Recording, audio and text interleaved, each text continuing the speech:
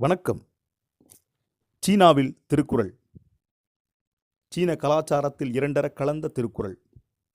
உலகப் பொதுமறை திருக்குறளை டாக்டர் ஏபிஜே அப்துல் கலாம் ஐயா அவர்கள் சீன நண்பரான கவிஞருமான திரு யூஜி அவர்களிடம் திருக்குறளின் 2000 ஆண்டு தொன்மையையும் ஈரடியின் ஆழத்தையும் அதன் பெருமைகளையும் மாண்புகளையும் எடுத்துரைத்தார். மேலும் நீங்கள் சீன மொழியில் திருக்குறளை மொழிபெயர்க்க வேண்டும் என்று வேண்டுகோள் விடுத்தார். அவரின் வேண்டுகோளை ஏற்ற சீன கவிஞர் யூஜி அவர்கள் சுமார் 5 ஆண்டு காலம் மொழிபெயர்ப்பு பணியில் தன்னை முழுமையாக ஈடுபடுத்தி சீன மக்களுக்கு தமிழ் மொழியின் தொன்மையையும் திருக்குறளின் ஆழத்தையும் கண்டு வியந்து சீன மக்களுக்கு மொழிபெயர்த்து கொடுத்தார். சீன மொழியில் திருக்குறளை 2011ஆம் ஆண்டு உலக கவிஞர்கள் மாநாட்டில் டாக்டர் ஏபிஜே அப்துல் கலாம் அவர்களின் முன்னிலையில் சீன மொழியில் திருக்குறளை வெளியிட்டு சிறப்பித்தார் சீன கவிஞர் யூஜி அவர்கள்.